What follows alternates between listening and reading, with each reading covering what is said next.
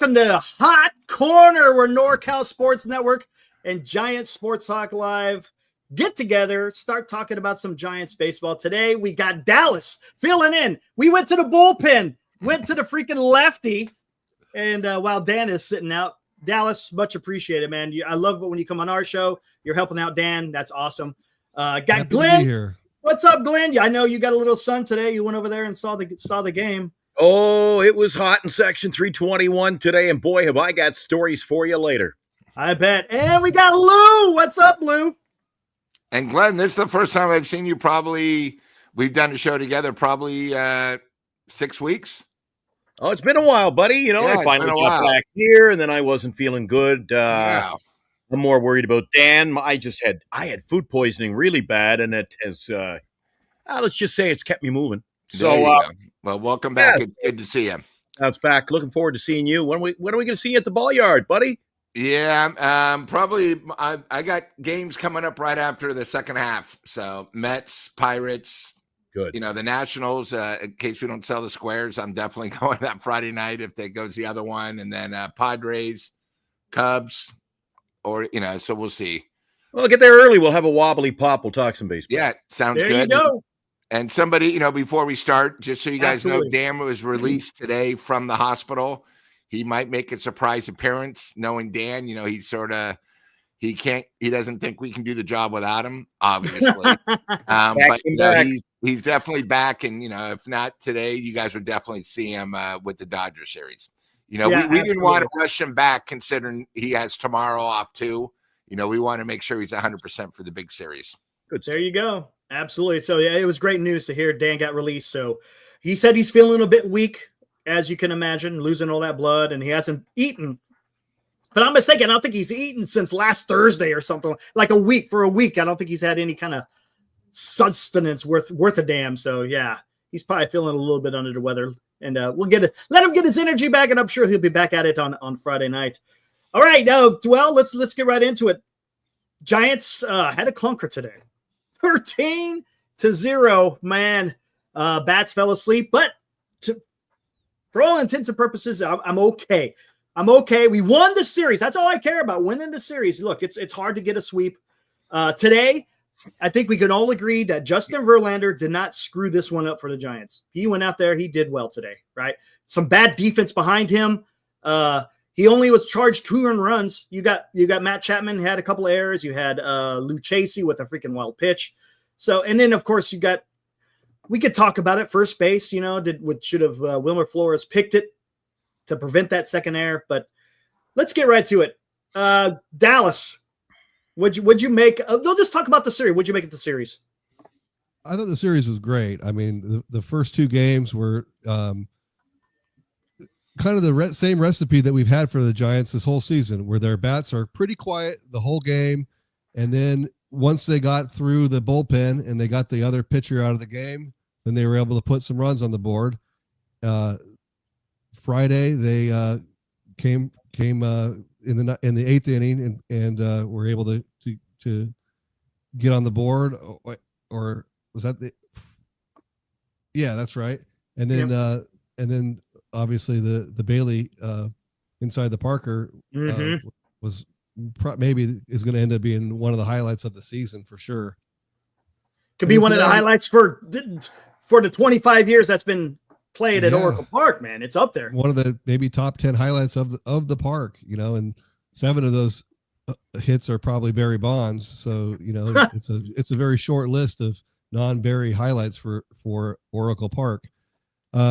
And then so after the game yesterday, I was happy to have won the series. I thought it would take the pressure off Verlander. It would be icing on the cake if they could get the sweep. Obviously they couldn't. But yeah, like you said, Verlander did his job today. He came out throwing 97, a little bit more, spark in his delivery and his stuff. And I thought that he did all right. So unfortunately, the same recipe happened today. The bats couldn't get anything on the board. And then when that happens, the bullpen usage is different. They start putting other guys in. untrusted guys, low leverage guys that just couldn't get it done today. If defense doesn't show up, there's no room for error, when you don't score runs. So once you start kicking the ball around, making mistakes, then it gets out of hand and the snowball just rolls down the hill. So I wasn't too upset about today. Bad games happen. You kick it, you get over it, and you move on to the next series. And hopefully they can put this behind them quickly and get ready for the Dodgers. Absolutely. And Glenn, you were at the game. Got a little sun. Oh, I'm burning up. I'm melting. So let's talk about, rather than the series, kind of break down today's game on what you saw in that bloodbath. Before I do, we just had somebody pop in. If you want to bring up their chat again, that'll be great. But they were sitting behind me. They were from England, Eric. Hey, right on. They were at their first game, a whole family. I didn't get all their names, but there was one girl there, probably the person who posted that. I'm not so sure, but big Bailey fans. I said, well, did you miss a show last night? Every time they, at the end of the game, they were talking about Bailey. At the end of the game, he got the pinch hit. Oh, my God, it's Bailey. It's Bailey. I say, well, geez, you're the only one to your first time at a game. And, oh, yeah. I said, well, you know what? Oh. Hey, she isn't the only one excited about Patrick Bailey here.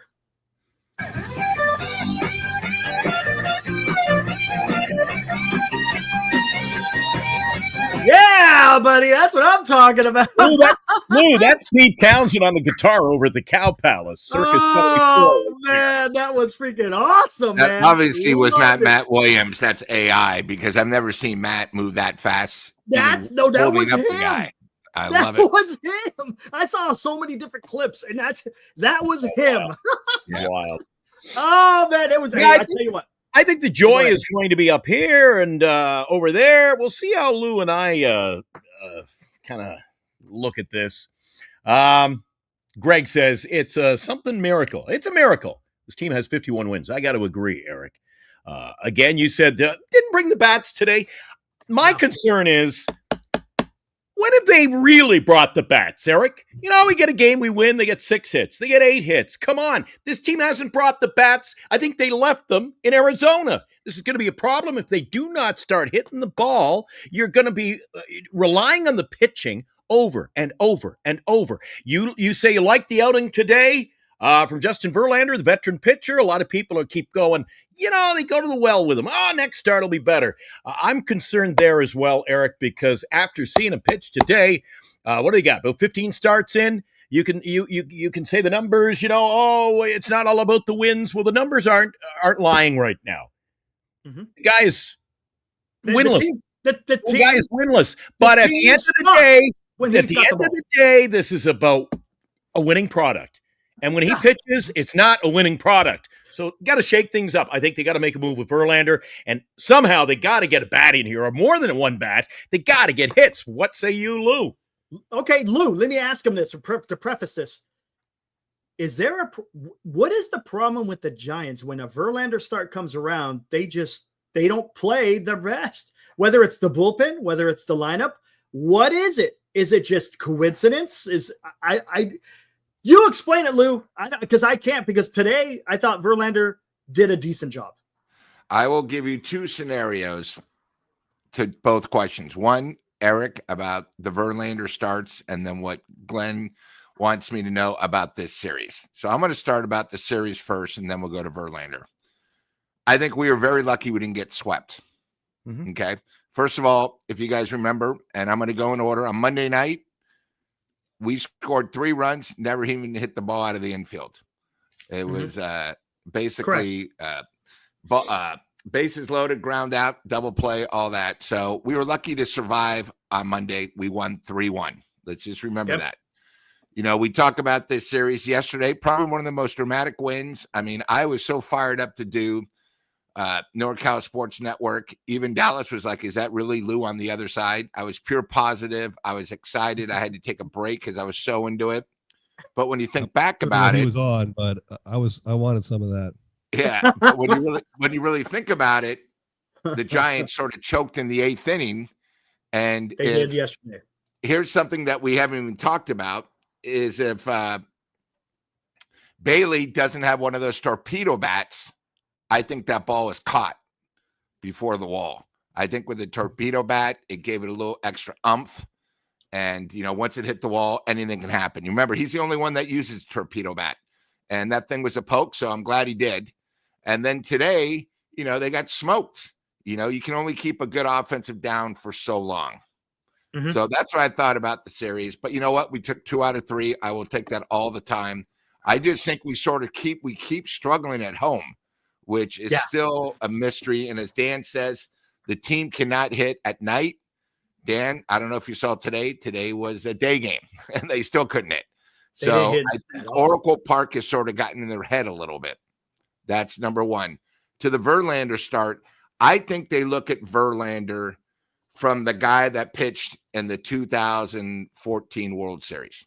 They look at Verlander as the former Cy Young when he gets on there. He does not have, and me and Dallas talked about this, Verlander doesn't have the 0-2 strikeout pitch anymore. So they look for a strikeout instead of being 96, 92, and around, it's just sort of typical Giants around the 5th, 6th inning. Every single pitcher, doesn't matter, even if it's Webb, they all have problems. They hit that barrier, and it's a problem. Now, with Verlander, I think it's just starting to get in his head. And I think Dallas brings up a good point. When you're down 2-0 or 3-0, you use a different bullpen. And, the 2 things I wanted to bring up today about our bullpen, and I got nothing against, Tristan Beck, but this is now twice where he's only pitched a third of an inning and he's given up 5 runs. Okay. So obviously he's not a major leaguer. He's more of, as we call it, between AAA and 4A. I'm not blaming him, but when you look at who we use today, last night, because of the game, we didn't use our 3 studs in the bullpen. Correct. We didn't, but we didn't have to use them today too. And the one thing I didn't like about today is I listened to KMBR before, and what did they publicize? Not that the Giants lost, not last night's game. They talked about, can you guys believe Yaz pitched a great 1 inning, the 9th inning? And I go, are these guys on KMBR complete lunatics? The guy got pounded. He gave up 2 runs. He gave up 2 hits. It's not like he pitched, 7 pitches and got out of it. I don't like it when, as people are talking about, Yaz did an inning. Who cares? That shows you that there's a problem. I hate when position players pitch. Now, if you're up 13-0 and you want to use the bullpen, I'm fine with that. But when you're getting shellacked and being a day game, I was sort of embarrassed because I figured after last night's game, it could have been a game that could have turned around the season, the momentum. Instead, it was a complete dud. If I was, and you know what it is? Yeah, go ahead. If I was in a game like Glenn, I would have gone back to the box office and said, refund. Yeah, damn right. Nobody showed up. I'd like to get my refund, and I'd like to get an additional beer for my tickets next time. Just because last night was such a high, and today was such a dud. It's almost like, and then we're off tomorrow, so now you got to really think about this. And I think we'll talk more about the Dodgers series. Dodgers can't come at a better time because this was sort of an ugly situation, which sort of ruins the incredible game from yesterday. It's just 2 games, 500, yes. But, I'm glad we're playing the Dodgers because they're going to put this behind them. They're going to come through. And then one last thing, and I'll get to you, Eric, because I want to ask you the same question. We have sort of a problem. Does anybody really know what Devers is batting since he's arrived? It's not much. Yeah, it's not that good. 8 for 64. Yep. So I don't know if it's something where once you become a Giant, you're just mediocre hitting wise. I know he's a great hitter. I know he's going to come out, but something is wrong where when a great hitter comes into our lineup and he's like everybody else. And Eric, I will go to you. What did you think of the game today? Okay, I'll tell you what. This is definitely a thing. At the beginning of the season, everyone's like, this Giants not being able to hit lefties, that's not going to last all season. Well, guess what? We're more than halfway through the season, and the Giants still cannot hit lefties. I don't know what it is. I just don't know. Christian Sanchez through 7 innings, man, he was spectacular. That's why the Giants are only able to score 1 run against them. And you got to remember who pitched that game for the Giants. Was it Roop, right? Was it Roop or was it? Yeah, it was Roop. Yeah, Roop. And he did fantastic. Look, he only allowed one run. The entire staff, Roop, and then the bullpen only allowed one run. So they kept him in the game. And then once we got to the bullpen, we were able to hit the bullpen. Today, it was the same thing with Luzardo. Even though he's been sucking it up, he throws from the left side. So somehow the Giants aren't able to hit the guy. And he went, 7 innings. So it made it really difficult for the Giants to try to get anything done. I don't know what the hell the problem is. They need to figure that out because they got some guys in a lineup that should be able to hit lefties. Ramos and Chapman and Adames, you got to be able to hit them. And guys have historically done it. Yeah, right. And they're not doing it this year. Last year, Ramos, behind Judge, was the best freaking right-handed hitter against lefties. So something weird is going on. Hopefully they'll be able to correct it over the All-Star break. As far as the game, yeah, it was a stinker. And to your point about Devers, I'm not going to be too worried about him. And I'll tell you why. The guy just got traded, right? He spent his entire career with Boston over on the East Coast. Now he's come across the country over here in San Francisco. He's trying to figure out where he is, as far as the member of the San Francisco Giants. Is he going to be a leader or is he going to be kind of just a guy in the wings for now? Who knows? And he's adapting to a new team, adapting to all the new people. It's going to take some time. There's an adjustment period, right? You got to acclimate to what you're dealing with. And I think once he gets a little bit more comfortable, I think we'll start seeing Devers start producing. And another thing, I think you'd see the way he's running. He's definitely fighting something.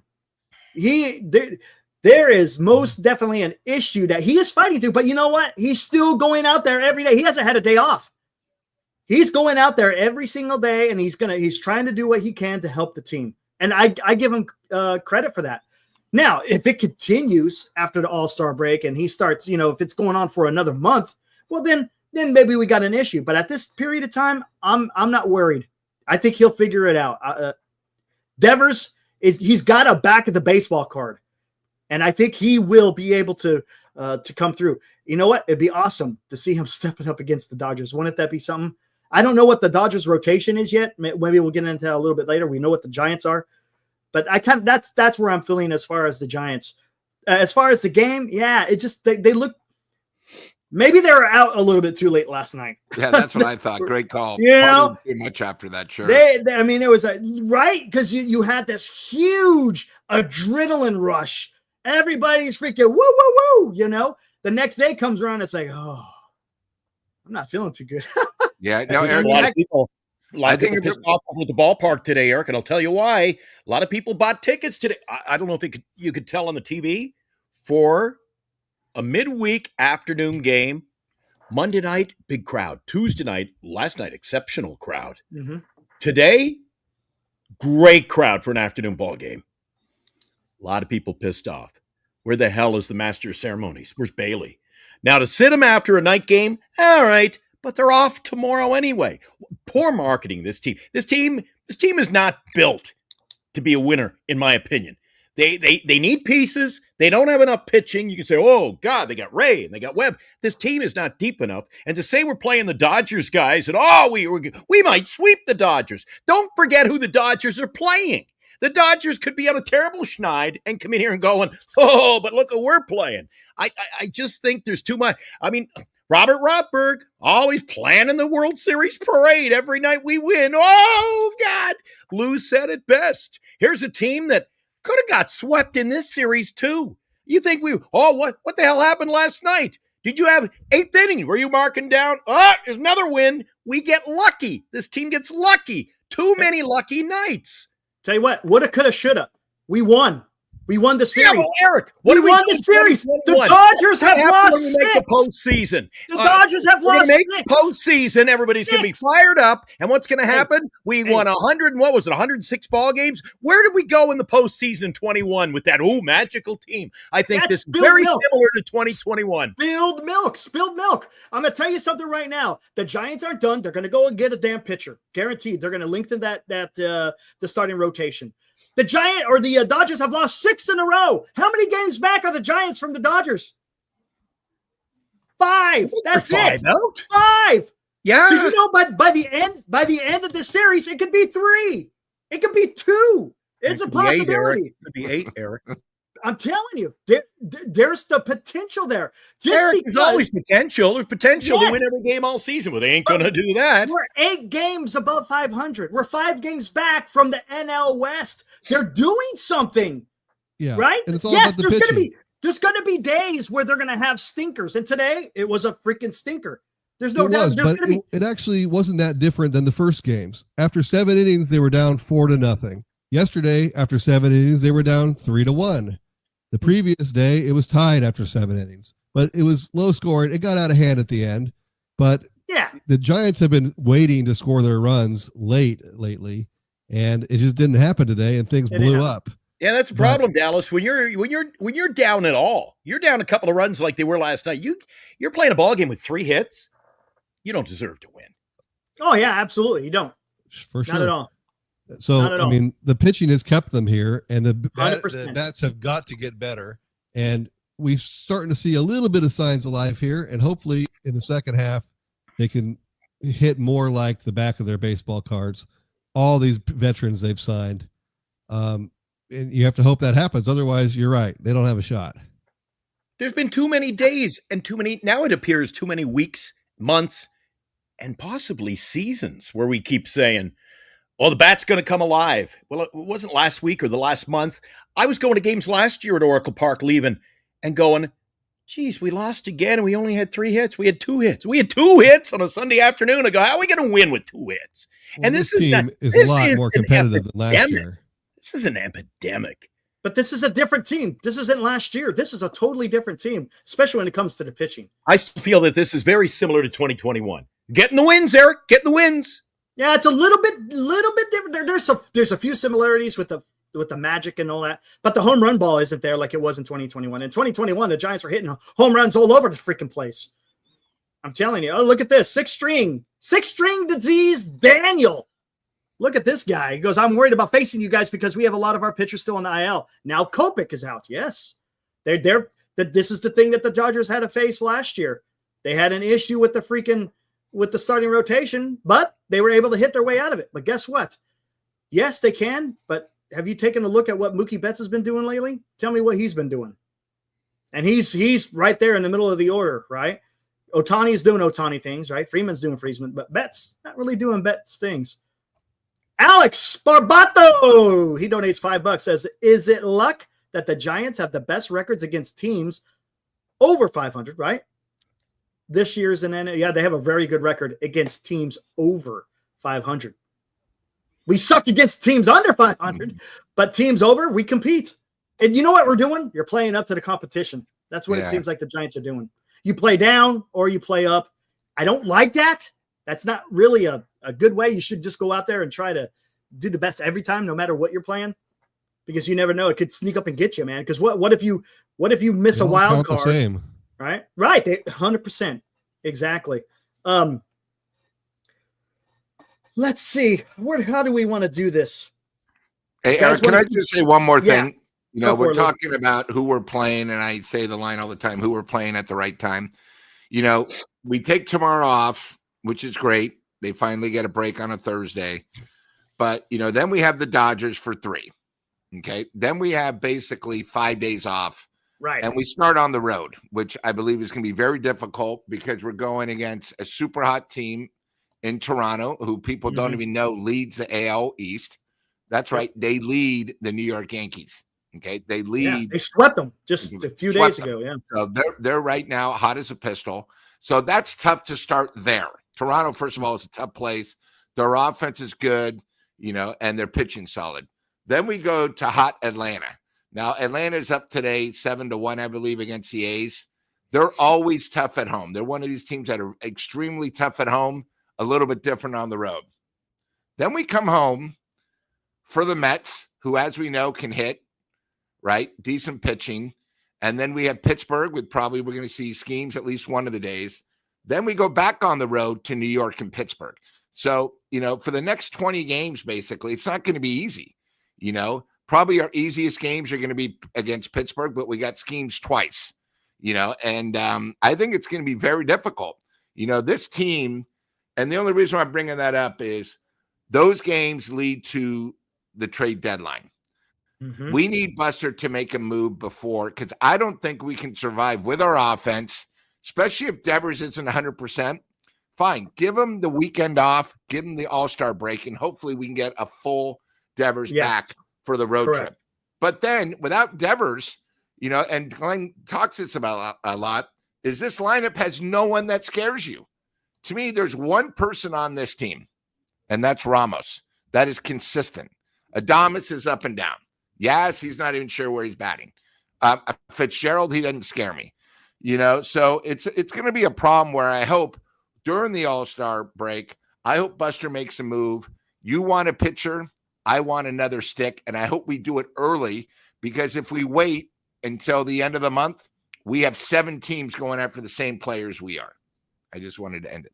Just like that makes sense. You mentioned Ramos, and that's a good point. Eric and I talk about it on our show quite a bit. Ramos, he's one of the guys. I think Eric and I agree on that, right? He's one of those guys that other pitchers are looking, oh, geez, he can with one swing in the bat can do some damage. Whether it's an extra base hit, driving in runs, he can hit the long ball even at Oracle Park. Yeah, and he's consistent. I've got a concern. I had a concern. And Eric likes to get the guys who get the at-bats and the productivity up there.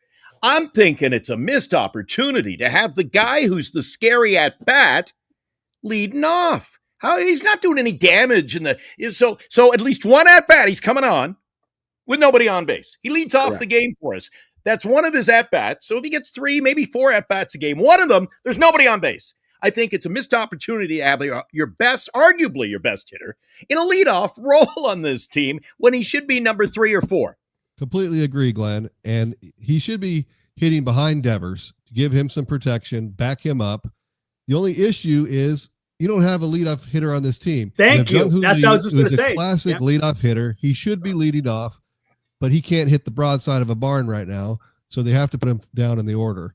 But at a certain point, maybe you just say, okay, figure it out. We put you in leadoff and try to get on base ahead of these guys, because it doesn't work with anybody else. If you put Jung-Hoo Lee there, it just extends out the whole lineup, and it's the same thing with your Shrimp. Traditional. That's the problem. Smart, but even when they get runners on, do you guys not agree with me? And somebody says, what is it? TJ says Glenn is an angry human being. Well, when I talk about the Giants every day, and I was lucky.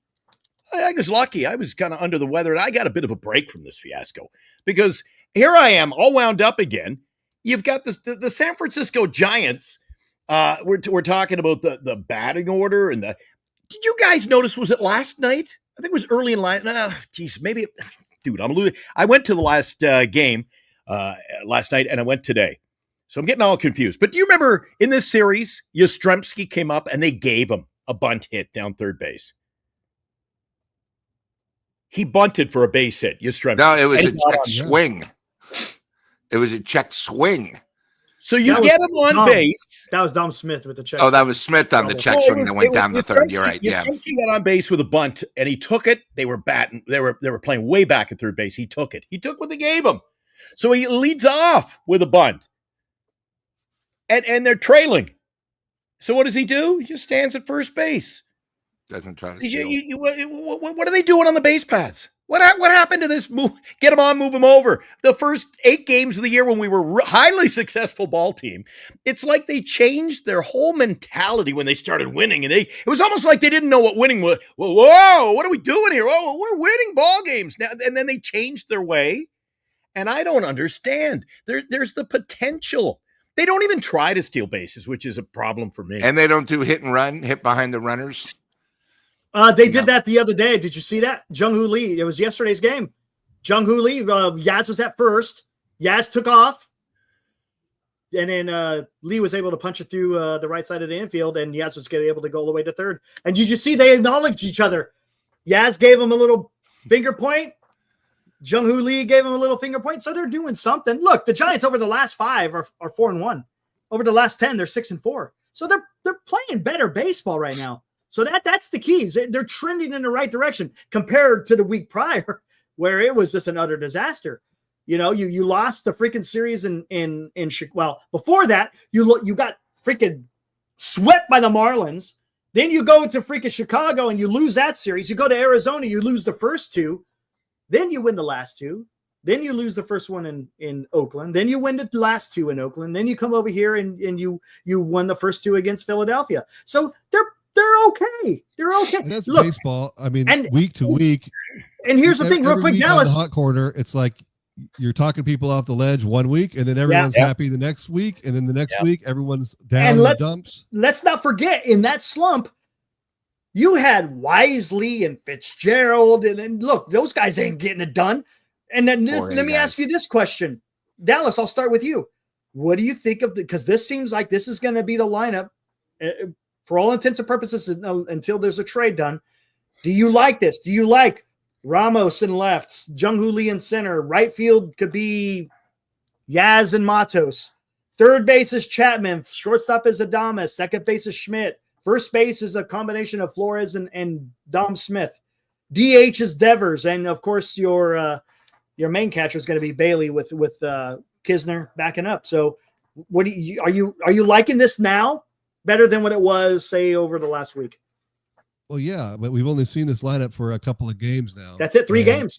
And two guys just came off the IL and are just getting going again. So they're correct. Chapman and Schmidt are still out of sync. You've got Devers, who's not 100%. So we probably haven't seen the best of this lineup yet. And so, you got to let it go at the beginning of the season, see how things start to shake out, if they can get a rhythm going. Mm-hmm. And then if they need to add something else to the mix, maybe Posey will do that. I still think that this team doesn't have nearly. I think because we all have an invested interest in the Giants. We have channels that talk about the Giants. The chat love their players, love the team. I just think that sometimes we all, including me, sometimes you talk about I'm on the ledge one week. I'm as guilty as anybody. But I don't think this team, you're talking about the lineup, Eric.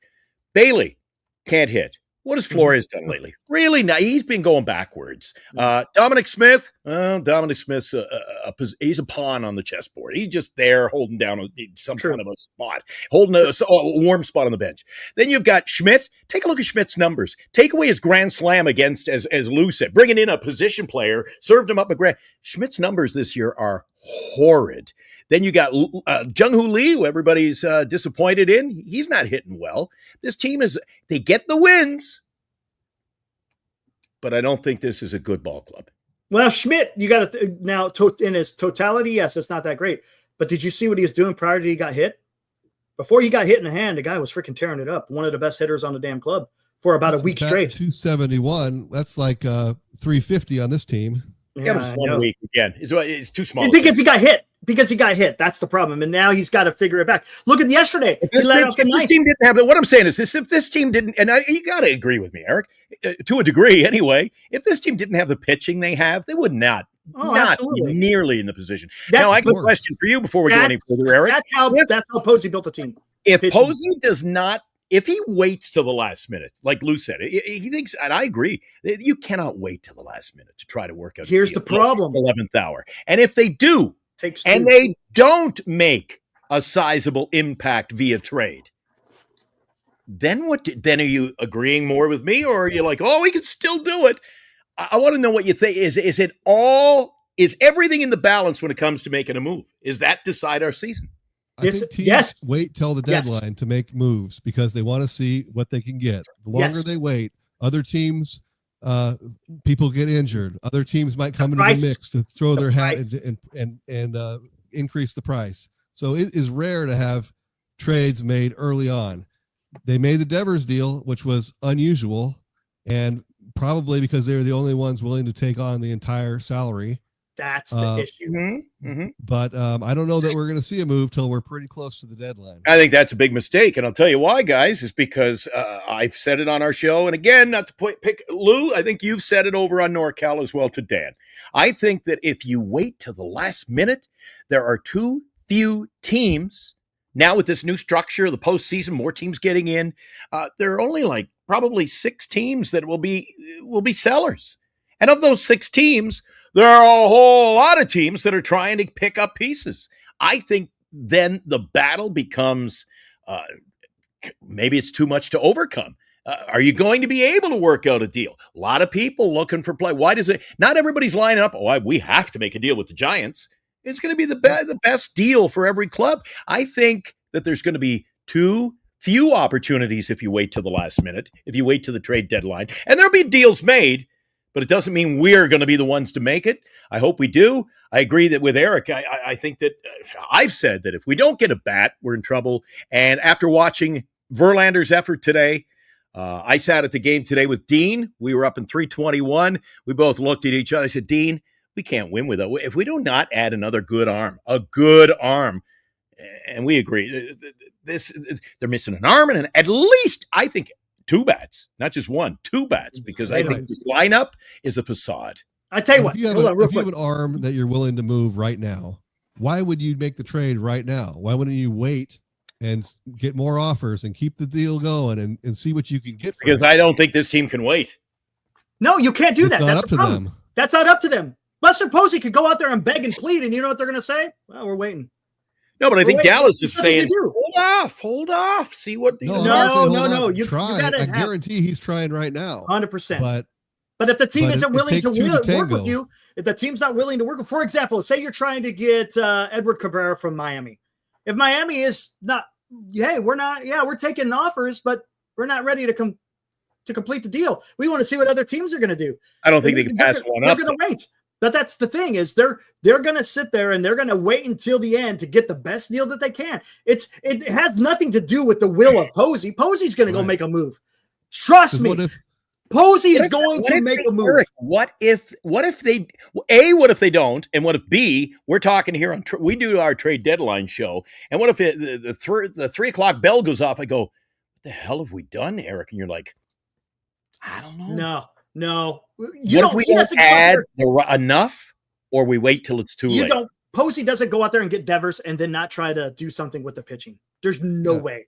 No way. He's going to get a starting pitcher. What if the Dodgers lose another start before the deadline? They're going to be willing to pay out the nose for whoever has a pitcher right now. I think their team's going to be hungry, and it's not always that I don't think they'll make a move, Eric. I've made it clear with you on a show many a night. I'm always going to be on the side of the negative side until they start proving me wrong. The Devers deal fell in their lap. Like Dallas said, they took on the money. They made that move. It kind of fell in their lap, though.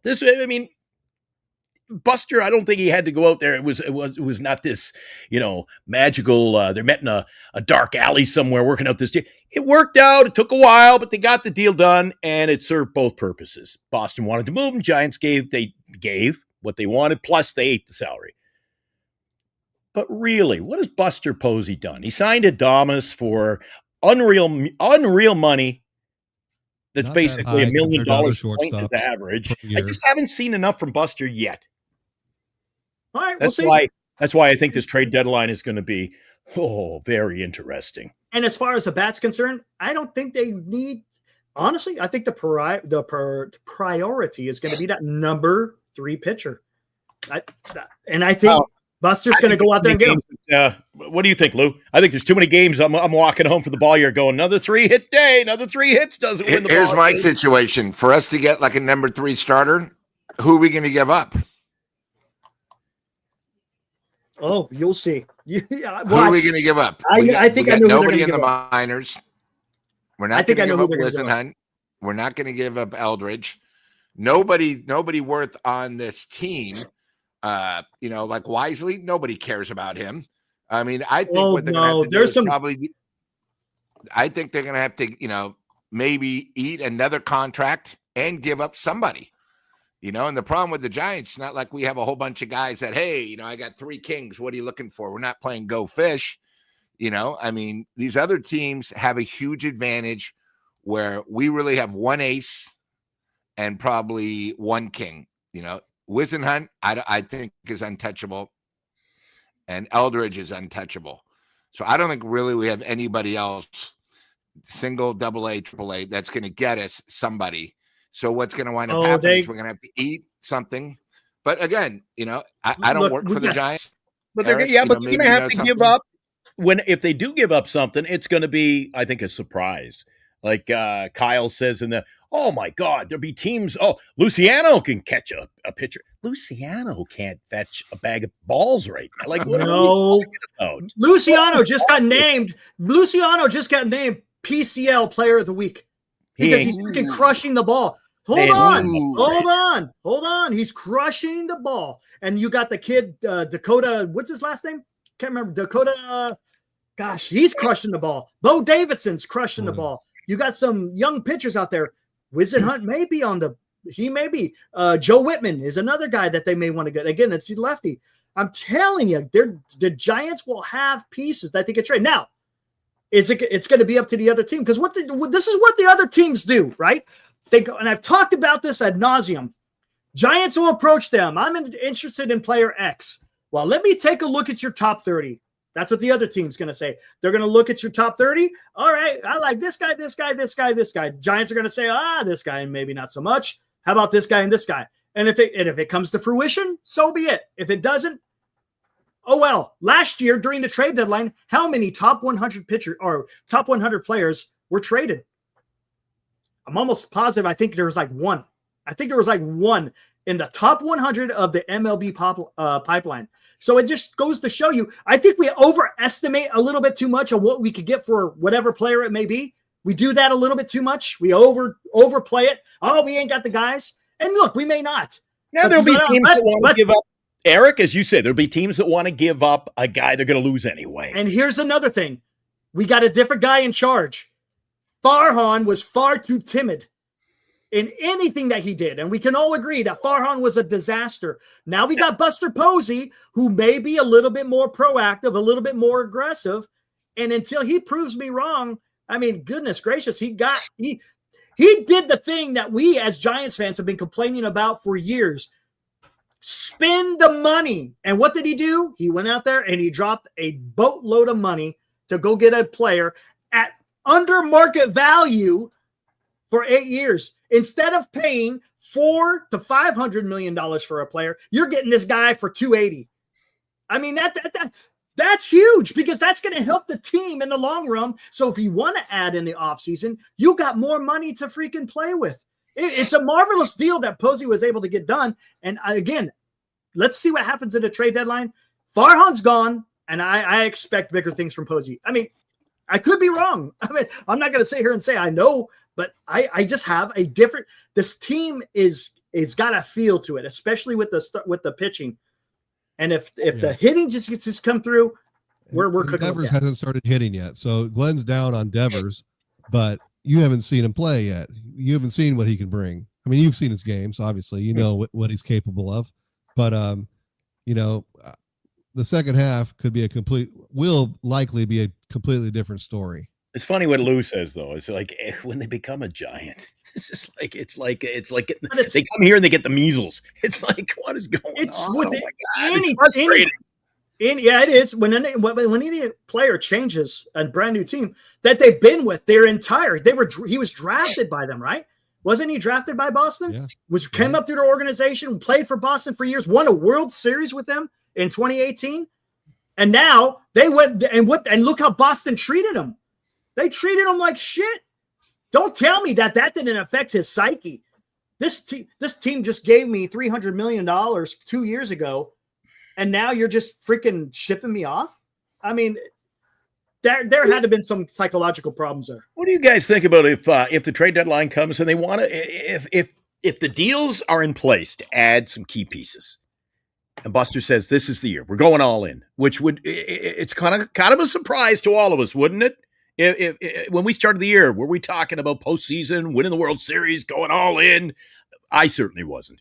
So if that's their mindset, to what point do you give up future players? And I've said this to you on the show, Eric, that I also have a concern that after listening to our chat for the first year of our existence of the show about, oh my God, they've got to build the farm system. We got nothing. Well, what little we have, do we want to get raped of anything we have just to go all in? We lose in the postseason and then, well, worry about the next 2 or 3 years. Are you content going all in this year? Yes, I am. Because look at Christian Arroyo, right? Who did Giants trade Christian Arroyo for? You think this is a World Series winning team? Hold on. It could be with the way the pitching is. The way the pitching is, yes. And if they go get a legitimate number 3, and then maybe just get a 100%. Right now, I say they're not. Right 100%. Now, they're not. But I'm gonna tell you something right now. They traded Christian Arroyo for if I'm not mistaken, wasn't it Longoria? Wasn't Christian Arroyo part of the Longoria trade? Where is Christian Arroyo's playing career right now? I don't think he's even playing anymore, is he? Yeah, exactly. And we could do this with a bunch of prospects. How many people were high on Tyler Beede and Kyle Crick? Where are they right now? Where is Beede? Where is Crick? That's what I'm saying. Prospects are they're fun to look at. Ooh, let's pet them and nurture them. And but the same people will be if we trade one of them and they go off and become really Mays, we'll be hearing just the opposite. The same people will be saying, we shouldn't have made that deal. I told you. You know what happens in our chat, Eric? One day they love something, the next day they hate it. It all depends. It all depends. And yes, there is fans out there that will lose their shit if they trade a certain prospect, and not so much if they trade a different one. I get it. And that's just part of the fandom.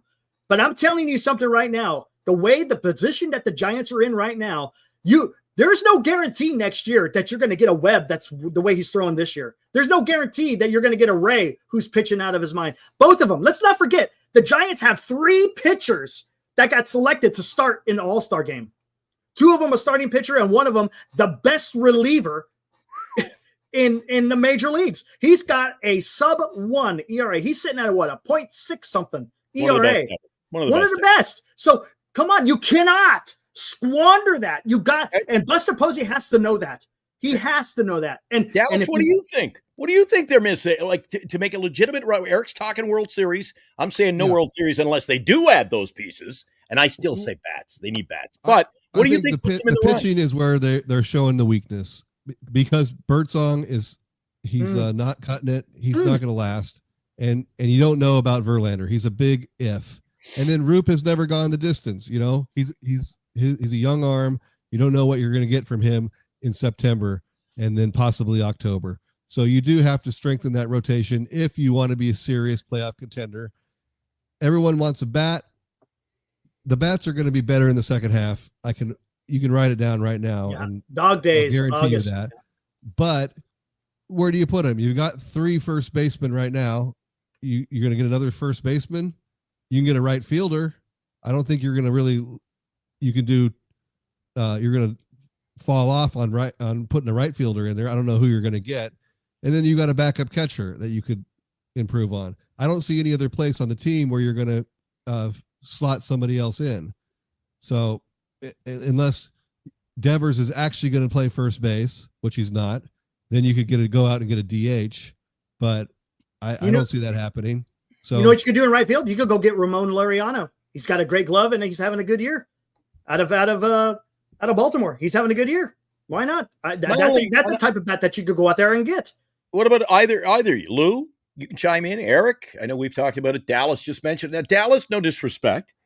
I am. No, here I'll comment. First of all, I'm concerned about the second half bats only because we got guys in the chat every night who are coming with and Eric's heard it. You know, Eric, we see it on a nightly basis in our chat. Adamas, he's in a slump. Wait till the second half. And Bailey, oh my God, terrible slump. I mean, slumps don't last 3.5 months. I'm worried. I am worried that we need a better bat in our lineup in several positions. Yeah. Hey, Glenn, one of the things I need to apologize. Sorry, I don't know who Tom Katz is. He says, Lou, you got to watch the games. I'm sorry, guys. I have a life. I'm not like some of you guys that watch every Giant game, every pitch. I have 3 TVs going, so sometimes I might miss. I'm sorry that I did miss the first hit and run all season. You know, I just wasn't expecting it, so it's okay to turn the channel. Glenn, well played. I am like you, Glenn. I think this offense, it doesn't lie. We're dead last in probably 10 out of 11 categories, except for Devers. I don't think it's going to get better.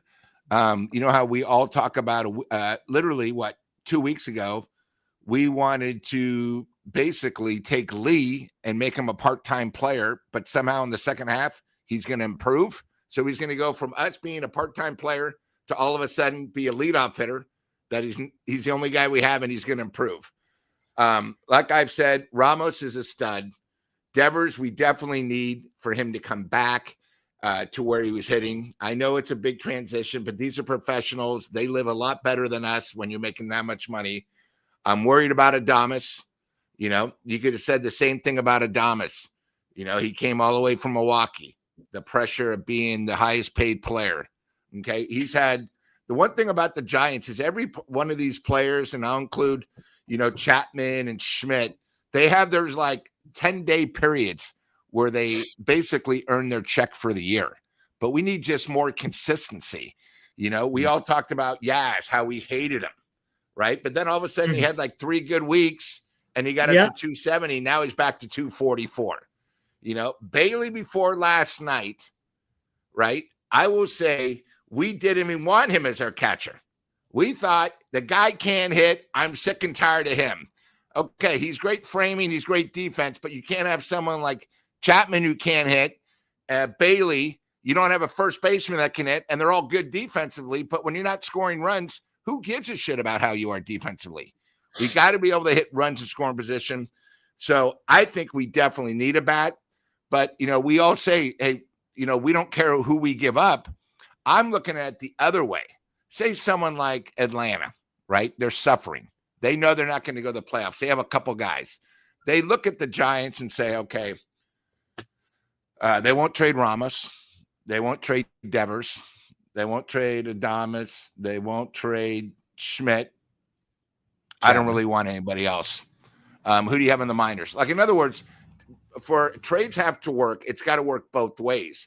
And the thing about the Giants, and I'm going to say this, and I might get a lot of heat, Buster had his one-hit wonder. Anybody can get lucky once. He got Devers. I need him to show me he can get another super player through a trade. Okay, these are the Giants. These are the Giants. And I just want to make sure, and I want to be wrong, that we're still not stuck on the Buster Kool-Aid because he got lucky once. You talk about him getting Devers. That was great. But, he was the same guy that made sure we signed Chapman for 6 years. He's also the guy that signed Adames that everyone's upset about for 7 years. He's also the same one, that literally the Giants have been lucky because of injuries. We had someone like Schmidt to show his potential. Last year, if Lee didn't get injured, we would have never found out about Ramos. So, I know Glenn always brings up the leprechaun or the what do you always the clover. The Lucky Shamrock. The Lucky Shamrock, home of the former San Francisco Shamrock single A hockey that used to play at the Cow Palace. I just think this team is so up and down. I believe, especially starting on the road, they need another jolt because this team just going down the rocky road, we're not going to be going up. We're going to be getting more down. And, I love doing our show off a win. I mean, last night I was so excited to do it, but I think we also have to be realistic. Glenn brings up a great point. It's not a slump when you've already played over 50% of the games. It's just who they are. And I just think, we need a little bit more. That's fair. Dallas, what say you? What do you think? You think Posey's going to go out there and get something done? I think he will. I think he will definitely add pitching. A bat, maybe, but I don't know. It's possible. I hope he does. But I know Lou's not still waiting to see on Buster, and I'm a little more optimistic on Buster because he's come in here. Anybody at the beginning of this season, if you'd said at the All-Star break they're going to be 8 games over or 9 games over or whatever they end up being, 7 games over, and in the wild card, you'd take it. You'd say, okay, that's a good season. But you also look at the additions. This team, he's added some big pieces to this team, and we haven't seen them. Adames and Devers haven't come through yet, but they're professional hitters. They're going to come through. So I'm not as worried about the offense as maybe Lou and Glenn are, because I think the best is yet to come with them. But if they wanted to add another piece, I would be certainly happy if they did. How long do you think they wait on Buster being an ex-catcher who was an offensive production behind the plate as well as good catcher. How long do you think he just continues to ride in this boat with Bailey? And Bailey, like Lou said last night, oh my God, they could have made a parade. I think indefinitely downtown today, and he would have been the master. 200. But one game does not make a season. He's almost hitting 200 now. He's still throwing guys out at third. He's coming through in the clutch.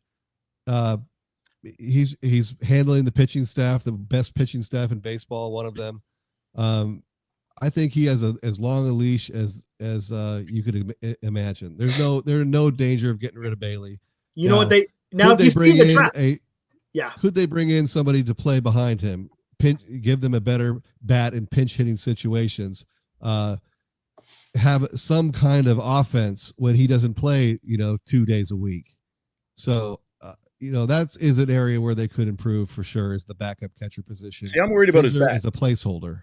I'm worried about his bat. Like Dallas said, you bring in another catcher who's a bat. Well, why would he have to do that? Because Bailey can't hit. So what is his benefit?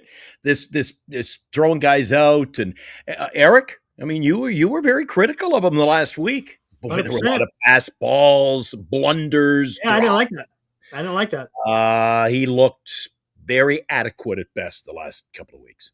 The only thing I asked this very question, Dallas, you were watching Mark A. Simon. The guy is a freaking whiz with the numbers. And because I asked him, hey, is Bailey's defensive numbers as good as we think? Because I see a lot of pass balls. I see that doesn't do a very good job blocking. He says he's making the money with the framing and throw out guys. He says that's more than enough than missing some of them catch balls and block balls. And I was like, wow, all right, then maybe I'm wrong on the defense. One thing I don't like, I'll tell you though, is that bat. That bat gets annoying. Now, last night, of course, there was a heroics, but yeah, I don't know, everybody man. Everybody can be a hero once, right? I don't know. Yeah. And it's going to be telling what is if Posey goes out and gets a catcher during the trade line, or if he drafts a catcher early in the draft, then maybe they're starting to look at something. But I guess there's more to come here. We'll find out here in the next, 3 weeks or so. And be honest, we watch the games on a consistent basis, probably. Eric, Dallas, and Lou, and everybody in the chat. We watch the Giants almost daily. I know, Lou, you don't watch as much as some people would like you to, but that's okay. Sorry, I miss a couple innings occasionally. I have a life. You do your best. That's all we can ask. As long as you do your best, you give it the old college try. But how many times, guys, does Bailey come to the plate? And remember, I've joked with you, Eric.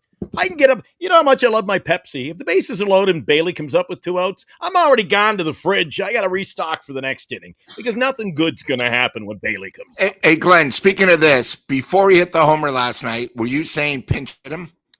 Pinch hit. Oh pinch my hit. God! I didn't see the beginning of your show because we were doing our show.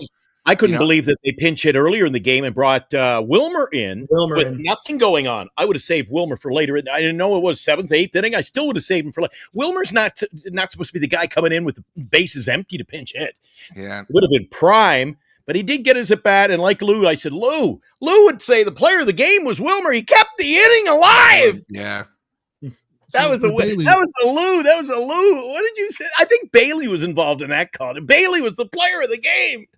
Yeah, because he kept the motor rolling. That's right. That's right. But I mean, do you feel the same way I do when Bailey comes to the plate that nothing good's coming out of this? Yeah, and speaking, I just wish we had somebody that I get excited about that can come off the plate, to pinch hit. I just don't have any confidence in any of these guys, And what's sort of funny is the last couple of weeks, and you bring up a great record, but Wilmer is a great hitter.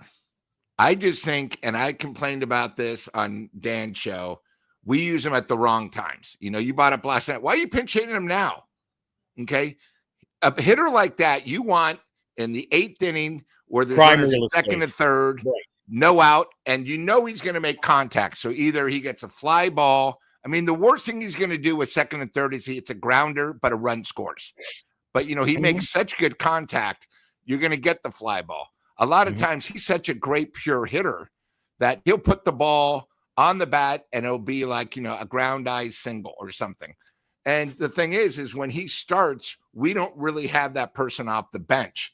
I mean, you look, I mean, are you confident when, we bring up Wisely to pinch hit? When you bring up, any of our backup catchers to pinch hit? No, it's almost like an automatic out. So it's, one of those things. I think even if we don't get a major bat, you got to get somebody that can help us. A bench piece that somebody can help us in a crucial time, 7th, 8th, 9th inning with runners in scoring position. Because a lot of these guys, like I have no confidence in Lee. Okay, no confidence. Because 85 to 90% of the time when he's up, where all we need is a fly ball, he does the usual, either a grounder to second or a foul out. And it's just one of those things where, we keep talking about how great our pitching is too. The second half of the season in April, when you go on these long road trips, and that's why I think there's so much pressure on Webb and Ray, because they realize if they lose, it's like losing 2 games because we're not going to get them back for 5 more games. And I think it's just big because right now we really have 2.5 pitchers. We have Webb, we have Ray, and then I would say all pitchers 3, 4, and 5 are a half pitcher because you never know what you're going to get. Verlander hasn't won yet. Birdsong, we know he struggles. I mean, he got very lucky up in Sacramento. They were 1 hit away every inning. If you guys saw, A's had runners second, third, couldn't get the big hit. They had bases loaded, couldn't get the big hit, right? And then Roop, before last night's start, had a problem with getting his curveball over. It's not like he has great confidence. And the way it's working out now is there's going to be some games in the second half where we're going to have Roop, Birdsong, or Verlander going against their ace. So, even when you come here and you have, say, Pittsburgh in town and Schemes is here, you feel confident if Webb's pitching or Ray, but against the other 3, Pittsburgh's got a huge advantage. And it's just going to happen like that, because not always aces, come across. So. All right, let's talk about this. You're keen on the pitching, Eric. Who do you see them going out and getting? Because Lou mentioned earlier in the show, and I agree with him, you're going to have to bring in a guy. You don't just bring in a guy. That's the one thing I don't want Buster to do. Bring in a guy. We've done enough bringing in the guy. Because we'll have the same problem next year. Bring in a guy who can last more than 5 innings. I tell you what, well, first off, okay, well, there's a couple of guys. We talked about it. Edward Cabrera, Sandy Alcantara, that's more of a long-term. Joe Ryan is on the market. Saw that on the news. The guy we were talking about, Minnesota, maybe shopping Joe Ryan. Joe Ryan could be a guy. Seth Lugo, that guy is having a great year. Maybe there'll be some serious pitching. That's 4 guys right there that you're looking at. And of course, then I see people talking about Evaldi. But let's talk about the pitching real quick, and then we'll get your guys' opinion, what you guys think as far as what kind of pitcher. Giants have altered their starting rotation. Birdsong got his start skipped. The Giants are now going to throw Webb, Roop, and Ray against the Dodgers. How do you feel this weekend? How do you feel about this? Do you feel like the Giants are in a good position to win the series against the Dodgers? I think they win. They have the capability to win 2 out of 3. And I like what you played. I don't know if the guys heard it on the show last night, our show. Robbie Ray, yeah. Great quote from Ray. He didn't care. World Series, baby. They asked him about pitching in the All-Star game, but you're going to pitch Sunday. He goes, I'm here to win a World Series. There you go. What about you, Dallas? How do you like that? Yeah, I mean, absolutely. That was the right decision. You want to set up those 3 guys. Those are the guys that we have a good chance to win every single time they go out there, especially Webb and Ray. But even Roop, I feel last couple of them about our chances with him there. So those 3 pitchers aligning with the fact that the Dodgers are playing their worst ball of the year. Hopefully, we can win 2 or 3 of the next 3 games. So I like it. I think that was a smart move. Even though Ray can't pitch in the All-Star game, fine. If Logan Webb doesn't pitch in the All-Star game, fine. Let's just line them up, and they can start the second half on the same rotation, as the first. There you go. What say you, Lou? You like that? I'm a little bit worried because we're so confident about our offense. We're going against May on Friday night, which I think we have a huge advantage with Webb. Saturday, we go against Ohtani. They said Ohtani's going to pitch more than 2 innings. So, the way the Giants offense has been going, say Ohtani pitches 3 or 4, it's going to be tough for the Roop to go against the Dodgers. Remember, he sort of had a tough time against them before. I'm not saying anything, but this is a team that's always behind. I don't want to go in the 4th inning where we're down 3-0 already against the Dodgers. It's one of those things. And then, Yamamoto only pitched 2/3 of an inning the other night. He got pounded. But if you throw out that start, he's been one of the best pitchers in the National League. He's going to be, the Sunday game. And, it's not like, hey, we have our start. First of all, we don't have our 3 best pitchers going 1, 2, 3. Okay, we have 2 of the 3. I just told you we have Roop where he's sort of a half. We don't have a 3rd best pitcher. We have 2 pitchers. Well, I'm just trying to do the benefit. So I think Friday night's a huge night for 2 reasons. I don't want the Dodgers to get hot against us. So you got to really win your first game with your ace. This is where Webb has to be the ace. Place is going to be rocking. If the Giants can get the first game, then we can start thinking series, maybe a possible sweep. But if they lose now, a little thing, oh my God, and say the Dodgers come back and hit a few homers, right? They're the Dodgers. I think the Dodgers are these teams on a series like this. They don't care about Milwaukee. Milwaukee, yeah, they lost. They don't care about Houston. But when you're playing your arch rivals, everything happens for a reason, right? Yeah. They're coming in a packed house. The Giants think they have them. And this is where the Dodgers are so good. I think one of those teams that can sort of flick on the light switch and do what they want. And, it just sort of worries me a little bit. I don't know about you, Glenn, but, these are the Dodgers. They have the offense that a little advantage of us. And, again, we never saw Ohtani really pitch. He's now going every 5 days. So it's not like, hey, 1 inning, this, and obviously Ohtani knows how important these games are, especially if they lose Friday night.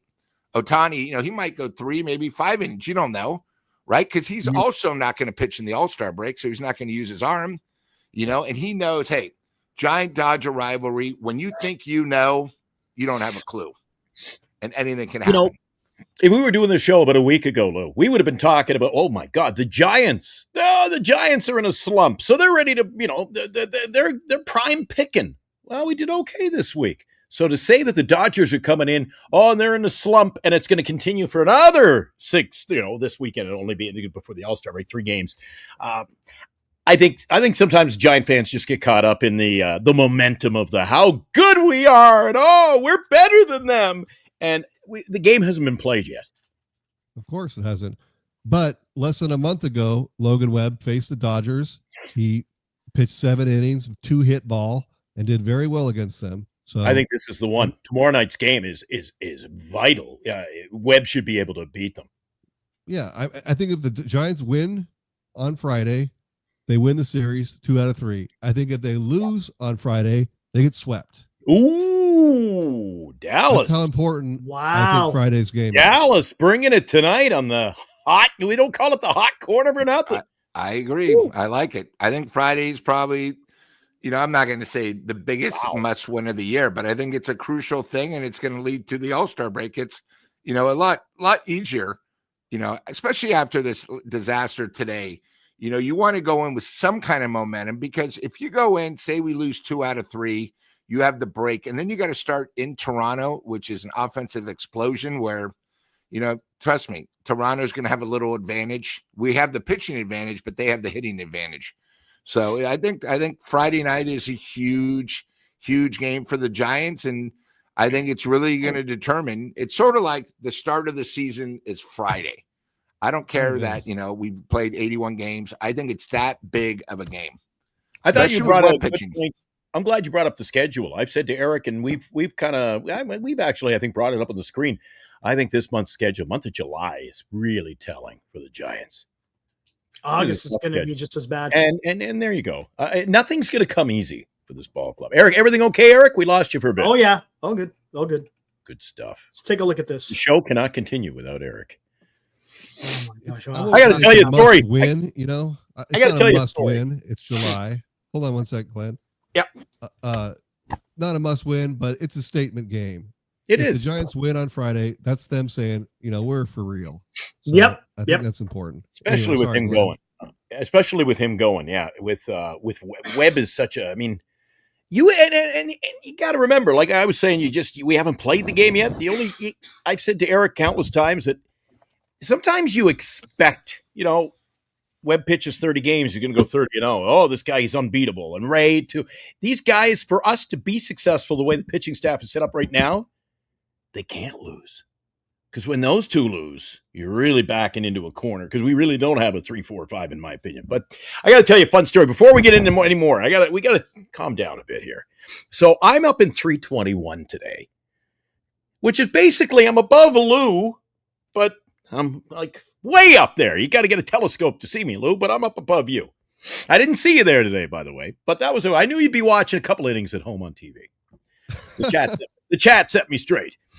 So I'm up there today, and I elbow my buddy Dean, who comes on the show occasionally. I elbow Dean. I said, Dean, the whole camera crew's up here, so we're on the TV. I said, well, that's great. He goes, yeah, but look, they're doing. And Bernice hasn't even heard this story. She just watches. She's going to love this. So she's at work today. They do the giveaways in my section today, which is like, I've been going for 10 years. They've never gone up to the 300s, dude. So they come up in the 300s. They're giving away shirts. And I'm like, that's as good as it gets with this club, but I'll take a shirt. And they were pretty nice, actually. So a little girl behind me catches a shirt. I don't get a shirt. So they reach into the bottom of the bag, and all they have is two, they have the cheer towels folded like a bow tie. And I go, yeah. And Dean is in the chat. He can attest. I go, I don't want no fucking cheer towel. I sit down, right in my midsection, so to speak. I go, oh, what's it?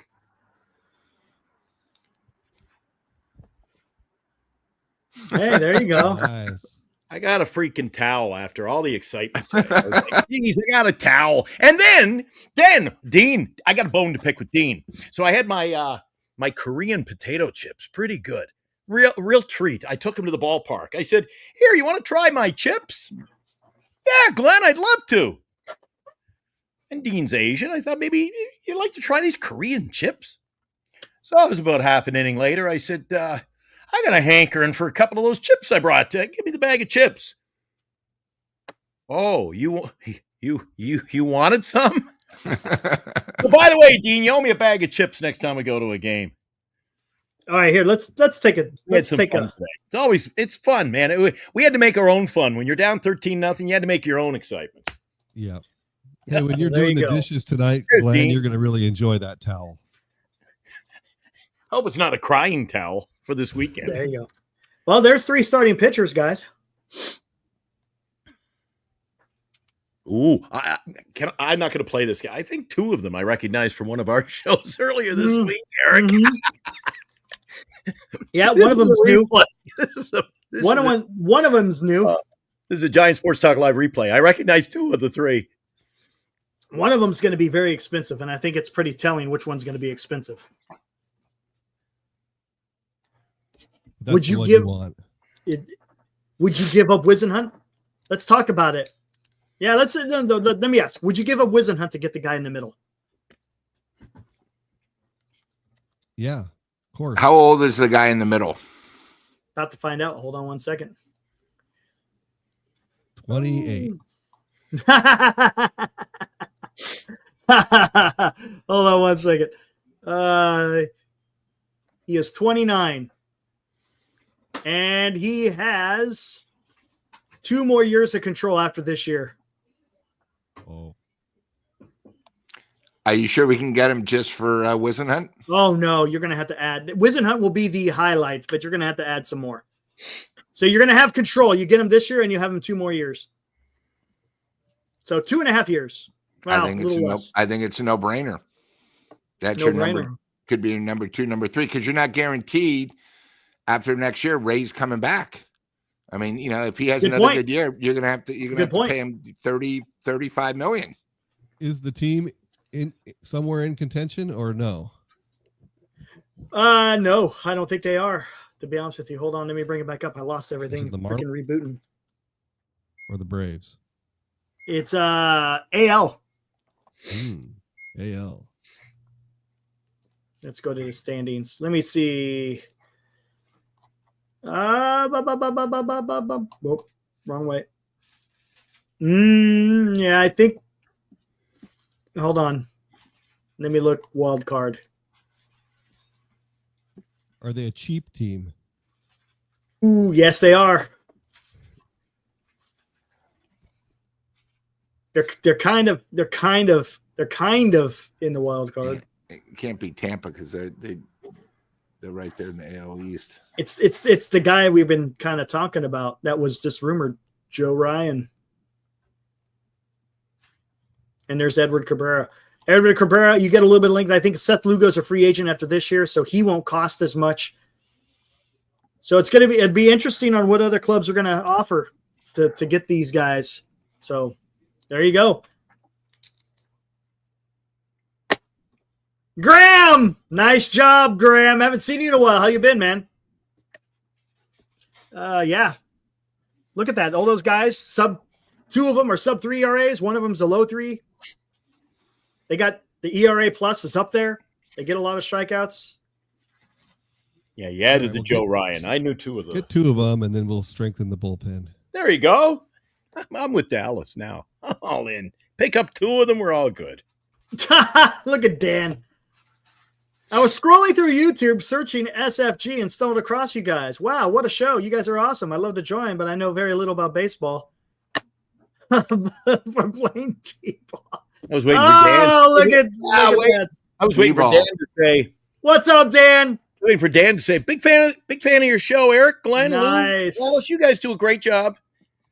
Someone wants to see Waka. Let's look at Waka. Yeah, it's a big difference from T-ball to the major leagues. Just so you know. Man, thanks for listening. Like and subscribe. Remember, like and subscribe. Yeah, like and subscribe. There you go. There you go, Dallas.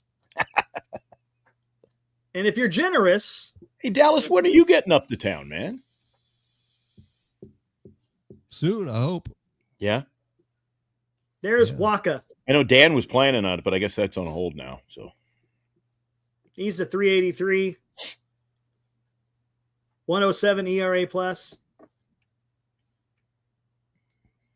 Yeah, he could be a guy. That's a possibility. I don't know if I would want to have Seth Lugo, but I don't know. Ben says, empty the farm. Don't care. Go ahead. Joe Ryan's good. Joe Ryan's from San Francisco. Hey, well, there you go. You're all good. That's good. He's from the area. We keep getting these crumbs from the area, and none of them seem to pan out. We'll talk about coaches too. I don't care if they're from the area. I need people that can do their job. I tell you what, here, let's start looking at this. Let's start looking at this because this is always fun to look at this time of the year. Good old MLB trade rumors. All those potential get guys from the hood. They grow legs around here, and oh my God! Then every channel, we got to get this guy. I'm like, why is it that everybody from the Bay Area is such a great ball player, and we got to have Mets reportedly in with Edward Cabrera. Imagine that. Let's see what else. Phillies signed Phil Bickford, forever Giant. Phil Bickford. He was another guy that was touted. Yeah, Dan liked Phil Bickford because he was in the minor leagues. Would have cost us nothing. Yep. Yeah, Sagano. Astros re-signed Jordan Weems. What should the Braves do with Ozzie? So, hey, while you're doing this, Eric, I wanted to bring up something that happened that you've only seen in motion pictures, movies. Something happened today in Milwaukee. I don't know if you heard about it. The Milwaukee, the Brewers and the Dodgers made a trade, and the guy literally got out of his uniform, down the dugout, walked across the hall, and joined another team. No way. They did that, huh? Yeah. So, again, we saw it in the movies. Hey, I don't want him pitching for me, but it happened today. So obviously the one thing about the Giants, who was that? It was a minor. They needed another pitcher. So they just made, traded a prospect single A for the guy who they were going to basically DFA. But the guy literally was in one dugout, got traded, walked over to the other one. Nice. Because they didn't want him in the other thing. But, the one thing, too, is we're looking – this is great. I keep forgetting about the trade rumors, but it just shows you – we brought up one pitcher, and you hear about the Yankees, the Mets. There's so many teams obviously all doing the same thing as the Giants. That's why I think, I'd rather be proactive and make a move early and be like what we did with Devers, where people are like stunned because apparently there were 4 other teams that were going. So, that's just me. I agree. Because of all positions on the field, that from now to the trade deadline, everybody wants. Everybody wants. You got to make sure. That's why you got to make sure the other team is willing to do it early. And even if it's not the trade, if you're going to wait till the trade deadline, now you should be opening the door to conversations. Oh, I'm sure there has been. Got to start talking. I'm sure there has been. Look at that. DJ LeMahieu got freaking DFA'd. Yes, and you wouldn't even have to pay the money. Bring him in. Yeah, they're basically, I think, $22 million they're just throwing away. No. Yeah. Isn't that a great thing? I've always said about the Yankees, Lou. All the great teams in baseball, the great teams, the Yankees, the Dodgers. They love to pay players to play against them. That's what they think of their players. Yep. We'll pay you to play against us. That's a Moneyball line. We'll play. Yeah. We'll pay you $22 million to play against us. Yeah. Tampa Bay Rays. I really like. Dan, do you are good enough? Lou, do you ever watch Tampa Bay? I love watching them. Until about a month ago, before they got super hot, I bet them to win the at 8-1 to win the American League East. And they've struggled a little bit against mediocre teams. They struggled against the A's at home. They have a better road. They have the best road record in the American League, but at home they're, and again, it's weird because it's not their home. They're playing, in a AAA thing. But I think the American League East team. It's sort of like we talked about when Devers left Boston. We thought they were dead. Now you look, they're only a couple games behind the wild card. They're playing good. Again, it's who you play when you play. I mean, they're playing Colorado. That's the one thing too is, everyone plays Colorado and they're all getting healthy. We've sort of had our first half run with Colorado. We went 4-2, but other teams are going 5-1, 6-0 against them. So, it's the same thing. Yep. It's about here. Let's look at the wild card. Sometimes you play teams when they're cold. Sometimes you play teams when they're hot, even if they're a good or bad team. They all have streaks. Yeah. There you go. And here we go. Let's look at the American League. You got about 1, 2, 3, 4, 5, 6, 7, 8 teams. If you want to just go to the 3.5, if you want to add the Guardians, it's 9. That leaves the Orioles, Athletics, and the White Sox. There's not a lot of, and those are the teams you think are going to move a bunch of players, a trade deadline. And you know what? There's not a deep portfolio of players that might be available. And there may be teams that are maybe trying to move salary as well. So you never know what's going to happen. Would you call Texas and see if they're, even though we have a shortstop, maybe you can play second base and get a former stud who's going to be a free agent. And they want to trade. They want to get rid of money, a former Dodger. You want to get a left-hand bat? Yeah. Ooh, how much has he got left? Hold on, let's look. Well, Eric, if you're going all in, money should not be the object, should it? The Giants have the money, but I'm just saying he might be on the wrong side of 30 though. That's my issue. I mean, he's a lefty, makes contact. I mean, he'd fit great in our lineup as long as the curse doesn't happen. Once you join the Giants, it takes a while. But I'm just seeing the teams that are there, and maybe, in a week, Texas, instead of only being 3 back, they're 7. Hey, let's cut the salary. You're talking about these last year. You're talking about $32 million. Yeah, but look what you're getting when he's healthy. $32 million a year. Whoo, and he's 31. And you have him until 2031. Can he hit? Can he hit? Remember, this is Bochy's last year. So maybe they might want to bring let's start over. Again, I'm just, thinking outside the box. I hear you. No, that makes sense. I get you. Don't get me wrong. He's a great bat. Well, that's how all the deals. They got to start somewhere. That is a problem. He's on the shelf quite often. Yeah. Here, what else we got? Here for National League, Let's go down to the D-backs. Well, I don't know. They might 5.5. You never know, though. Whatever we'll say. 1, 2, 3, 4, 5, 6, 7 in the National League. They just went in and swept San Diego. So, I mean, that's no easy chore. So if you're looking at the weak sisters among both leagues, that's 7 major league teams that you're looking to deal with. Yeah. Well, that's everybody else in baseball. So, I mean, you better get in there. If you want to make a deal, you better get in there.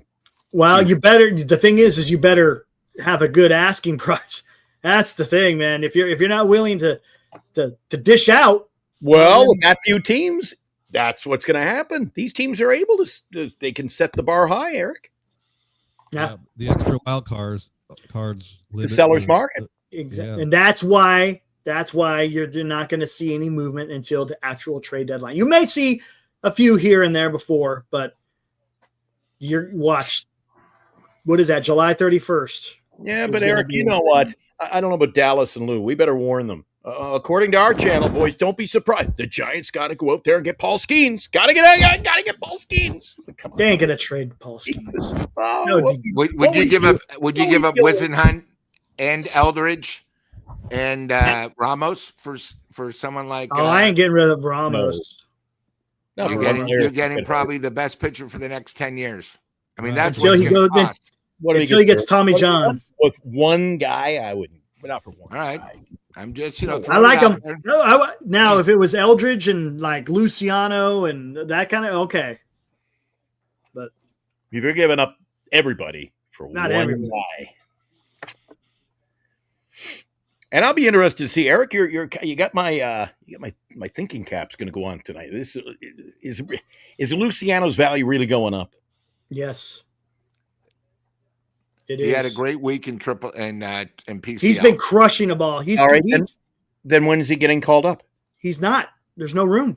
Why not? If he's crushing the ball, we got guys who aren't crushing the ball. Because they're not going to move off. They're not going to move off Ramos. They're not going to move off Lee, and they're not going to move off Yaz. That's why. Well, see, that's why this organization's always seen. That's why you trade them. And we don't know what his defense is like. Yes. And then that's the thing. We don't know about his defense. Lee. Get rid of Lee if he can't hit.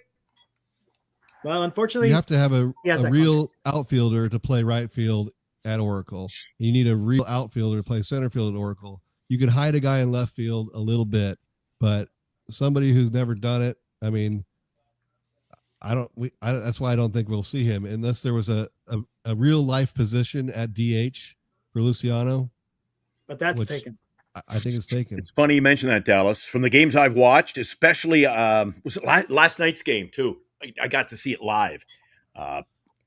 In my opinion, they're really trying to hide Ramos out there in left field. Man, he is not. His defense have been. Whew. He is a weak outfielder. He's great at the difficult catches, but he sucks on the routines, man. Yeah, he's improved, but that's not saying much. But he has improved, right? I can see him taking bad first steps, and he gets off to a bad start. Then he has to make up for it by running in real fast. Get a lot of fumbles, picking up the ball. A lot of fumbles. Yep, but he's working on it. He's a young guy. He'll get better. I like him. His bats. I mean, that's the one thing. I'd rather the bat than the defense. And I know defense pitching wins. And I think the Giants got enough. They got a lot of that. They just got to shore up the bat. I'm tired of 3. What did we get? Was it 3 hits today? Or very damn close. 4. So there you go. It was the 8th 4 inning. Hits, 3 errors. We were tied 3-3 till the 9th. Yeah. Well, Dean's scorebook did not lie. The math was jumping off the page. It happens. It's baseball. It's baseball. Sometimes you go out there and you're killing, and then some other days you're out there and you just are flat. Look at you think the Dodgers are feeling pretty good right now? Hell no. See what Live Insurance said? Look at his in the math. Giants scored 7 runs in this series and won 2 games. I mean, I don't know. Let me see. Guess how many home runs out of the ballpark they hit. Guys are always talking about that in our chat. Trade for guys like I heard one that was going around yesterday. Get rid of Lee and bring in Dominguez. When you guys want to bring in a bat, how much emphasis are you putting in on a big bat? home run bat when this is not a home run park. That's the Giants' problem too. They, as much as they say, you have to be able to play your offense for the ballpark. They don't really. I mean, they show little sparks of it sometimes, but they're swinging for the fence. They're trying to hit it out. Much. I don't think they. I don't think. Do you agree with me? You don't have to agree with me. I don't think they do a good job building the team around the dimensions of the ballpark. I agree with you. When they bring in guys like Devers, for example, what Devers have? He got 2 home runs as a Giant. Well, don't expect him. He came in with, I think, 16 as a Red Sox this year.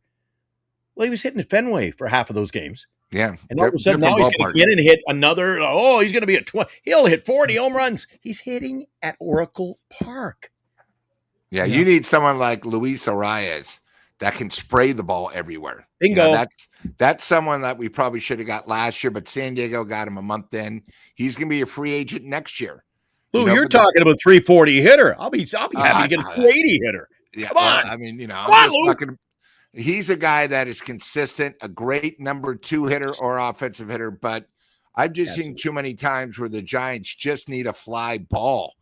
You know, I mean, we scored 2 runs the other night on ground balls. That's better than strikeouts. But, scoring on fielder choice, it's, over the long haul, it's not going to be a winning combination. And Lee is supposed to be that guy. He's supposed to be the guy that doesn't strike out, puts the ball in play. Just that right now he's putting it in play to the second baseman, and he needs to figure it out. And you know what? Gone the other way on a couple hits the last series, so I'm hoping that's optimistically it's a sign of things to come. I like Phillip. We need a whole lineup of Willie McGee's. I tell you what. What happened? What would you think of a team if over the 3 games they only scored a total of 3 runs? What would you think of that type of team? Pretty bad, huh? Yeah, but if it was the Giants, they'd go 2-1. We're sitting here talking about how many runs the Giants can score, but let's talk about another team who scored 3 runs in 3 days. Can anyone guess what that team is? They suck. The Dodgers worst team 2 today, 1. The Los Angeles Dodgers scored 1 today, 1 yesterday, 1 day before. 3 runs in 3 games. They suck.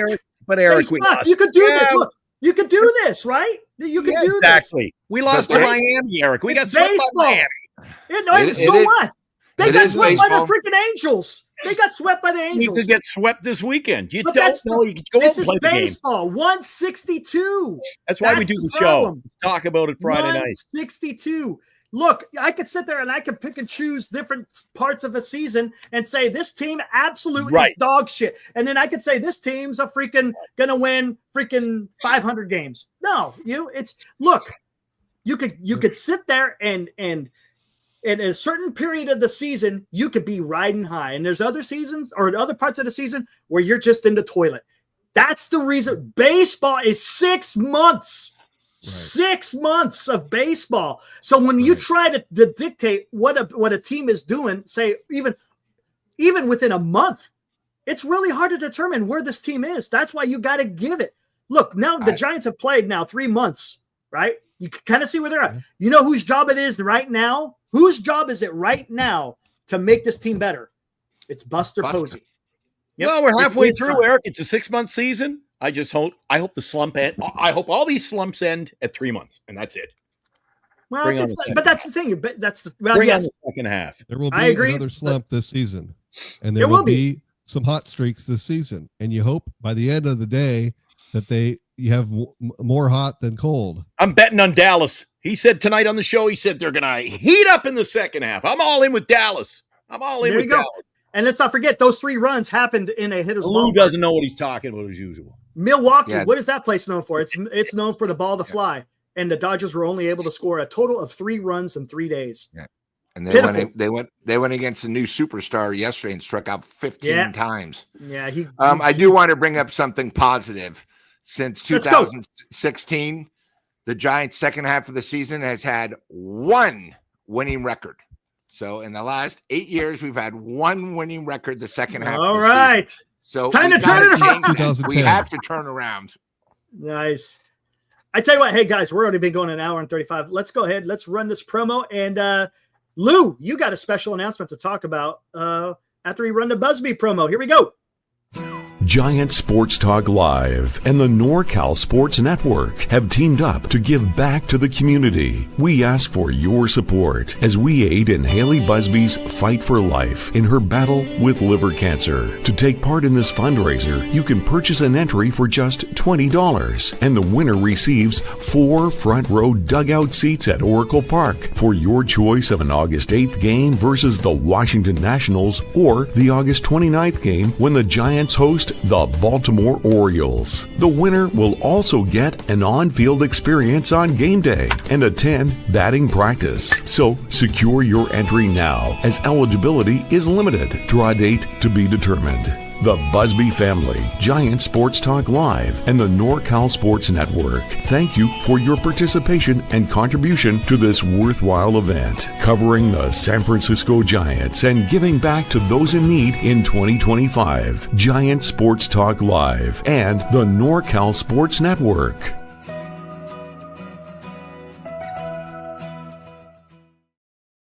All right, there we go. Tommy's and Capos get their plug too. Obviously. I was just at Capos today. All right, a couple of things, guys. First of all, we need to fill out the remaining squares for 2 reasons. One is somebody's actually already given me money because I'm actually going to see Haley on Saturday.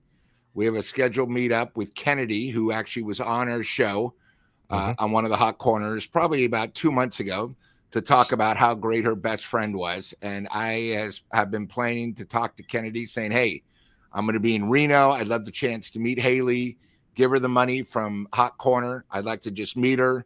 If I meet her, we're going to take photos and everything just to show, hey, this is legit. The other thing that Eric brought up a great point is August 8th is one of the games. So we need to sell it so I can get everything set up, because the problem is if we don't sell it and you guys don't want August 8th, which is not a problem, we'll just move the final game to August 29th, but it's not fair if somebody goes, hey, I'm traveling August 29th. That's why we gave 2 games. So, guys, we need to fill it up. But, hopefully Saturday I'm going to meet Haley, knock on wood, everything goes well. And I'll take photos and, I'll send them to Eric and you guys can sort of see us together. And, we're going to my plan is I have somebody at a bank to get us one of the big checks, which would be great. If not, we'll just give her the cash and say, hey, this is from us in San Francisco. And, hopefully she can come to a game, in the future. But the other thing is, Eric, a couple people of us are going to be going to a game. It's not really fair if we go to the game and then all of a sudden the next game is that Friday game with the Orioles and we haven't sold it. So, here's a golden opportunity, hopefully you could be at a game like last night. That was crazy in the front row where, my brother who went to the game, he's going to be in history now because every time they show the drone shot or him running around, he was there with his friends. It sort of pissed me off because the last couple Tuesday games that I've been to the last couple of years have been memorable. I mean, that game was so memorable. I think it's one of those things. So guys, let's sell the squares. It's only $20.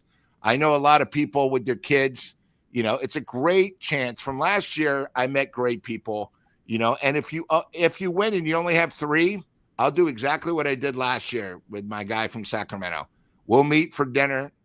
I'll buy dinner. I'll buy the drinks. I'll make sure everything goes well. He had, a little kid with him who was 3 and he had his mom and him. And, you get friendships. And like we've been talking about this will be, year 2 of us doing this. Eric had a friend who unfortunately went through it. And we want to do this every year, but, we want to do it so you guys get excited. The squares, I think, are very fair. Then we bring out the wheel. But it's not good if we can't sell it. The other thing that Glenn brought up a couple of weeks ago is, we've done it for only 5 squares. I think maybe we should open it up. If somebody wants more and has a good heart, maybe we should do more just because, guys, there's no reason why we've been doing this a while where we still have 18 squares left. And I don't even think it's 18. I think it's more like 13. So I just want to do that. But like I said, I'm going to see Haley on Saturday. Just to, it's her dad it was amazing when we first started this. Her dad was in the chat, then we had her best friend come on and, I've tried to make it a little bit better, adding the gift certificates. It's, again, it's $50 gift certificate at Capos, $50 gift certificate at Tommy's Mexican, not Tommy's Hot Brown Van Ness, but Tommy's Mexican on 24th and Gary. Also with your, and $50 for food there and a coupon to get a picture of the famous Tommy Margarita. You get to go on the field. You get 4 front row seats for a Giant game. Also with your tickets, you get a free beer. So when you enter, you basically on your ticket, you then go to the stand and say, I want my beer. They write down the number, boom. So, Hot Corner can only do so much, so come on, guys, step up. It's summer. Let's do it. And hey, when we first started this, the Giants weren't even in contention. Now they are. So, let's do this. Yes, they are. And if either one of them, like August 8th, that's like a week after the trade deadline. So you may be seeing a brand new guy, whoever is going to be playing with the San Francisco Giants. But there you go. That's what's getting pretty filled up there. So if you guys want to donate, just let me know. I'll put up the QR code and you could pay. And you could, if you want to request the number, you can. If not, then we'll just throw you in there somewhere. So there we go. All right. Thank you, Eric. Thanks, Lou. Alice. Yeah, of course. Good job, Lou. Hey, Lou, I was doing the show with Eric last night. So I was at last night's game. Thriller, as you said. I didn't know your brother was there. I haven't met him. Who am I? Well, let's play Who Am I? Well, first of all, you're missing something. Who am I, Lou? You're missing something underneath the cap. I don't know if these guys don't take showers or if maybe they get hat burn. But all these guys wear bandanas underneath. He knows. He must have watched. Obviously, Glenn, you got a guy pissed off today, and the Giants were holding them down, and he came out. He went an oppo to the left, and he crushed that thing. Oh, yeah. Okay. So he was upset at you, and he was still upset at the umpire from the other night. Yeah, okay. But I agree. I thought too it was many just players. Anybody else notice? Notice? He wears his hat like a conehead. Yeah, they're all cone heads because they have so much shit underneath. And it was weird. It used to only be Latin players, right? Or a lot of the black guys because of the curls. They don't want to get hurt because, they got to meet their fan club after. But now it seems like probably 60% of the players all just don't wear a hat over their hair. They have bandanas upside down, the works. And, yeah, they all look like cone heads. I agree. It's. I mean, look at last night. When Bailey hit the homer, you remember when Bailey lost his hat yesterday, he had the bandana on. Yeah, he always wears it. It's sort of the George style. Washington. He went with the George Washington last night. Yeah. Yeah, crossing the Delaware. Yep. He had it on in the dugout. Yeah, absolutely.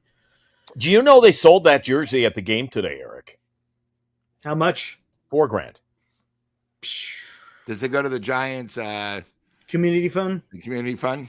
No, it goes to the Giants. Standard. I inquired. I said, where's the money go? Oh, it goes to the Giants. I said, oh, there you go.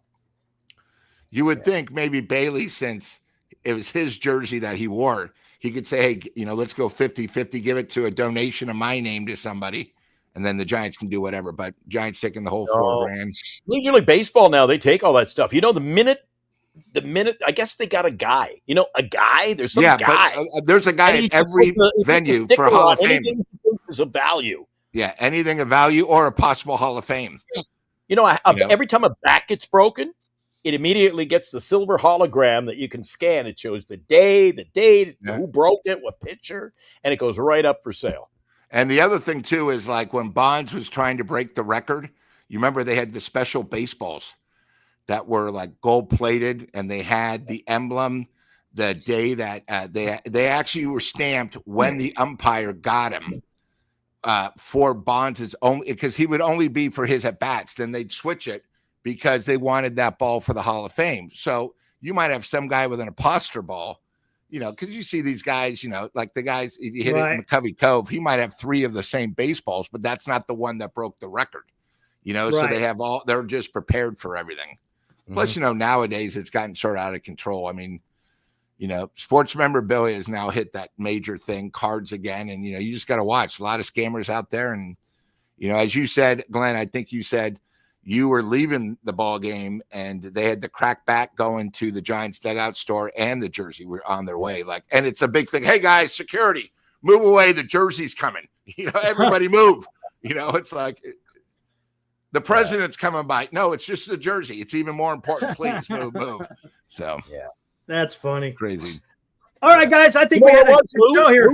Right above your seat. Actually, it's a nice little spot they got this year.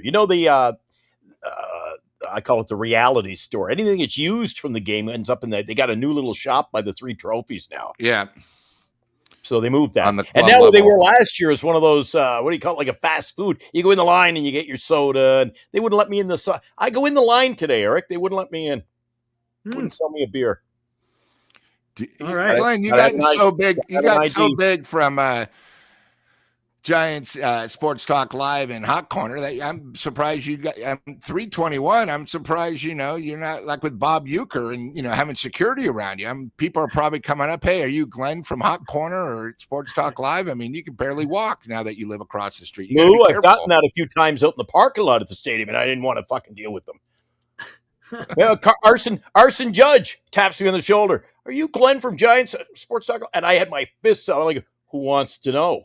I'm like, calm down. No security yet, Lou. But I'm sure when Lou and I start hanging together over at the ballpark, things just might be different. Oh boy! All right, guys. Hey, it was a good show. Guy Dallas, thanks for hanging out. Of course, Lou, Glenn, we'll do this again. I don't know if we're going to do it Sunday. Are we going to do another one on Sunday with Dan back? Maybe we'll do it. We'll have to see. Hopefully, a great weekend series against the Dodgers. Yes. Yep. It's going to be big, man. It's going to start Friday. We got Webb, Roop, and Ray going, and let's hope we could feast on the Dodgers because this is the best time. Friday night, Saturday. It's Saturday. Sunday. I know that, and then Sunday. Okay. Saturday is definitely sold out. I couldn't get Saturday. And in case we don't see each other beforehand, and I know I don't want to put the cart in front of the horse, but you guys excited about? I'm not an all-star. I told Eric last night. I like the excitement of the home run derby. Home run derby. I can live without the all-star game. If there's an old episode of Columbo, it might take preference for me. The all-star game has no meaning anymore. No, it really doesn't. It's just nice it's nice for the players to get nominated. It's to recognize their greatness, right? That's fine. I'm good with that. But as far as the game, it's kind of cool when they hit something on the line. The home field, at least something. The home field, or if every player on the team gets 250,000, they're playing. There's no need for them to show up, right? And players, how many players each year? All right, I'd rather go on vacation with the kids. I'm going to take 3 days to go to Mexico. So, I mean, what is the All-Star game these days? It's not that important in the scheme of things. So I didn't know if you guys were all in, and I'm not excited about it. All right, guys, we'll do it again. Looks like we might see you Sunday night. We'll see. We'll get good hold of Dan, and we'll do it again, guys. Good job, Dallas. Yeah, I appreciate it, man. And we'll see you guys. The post game Friday night. Let's go. Let's get that win. Come on. Decent job. See you.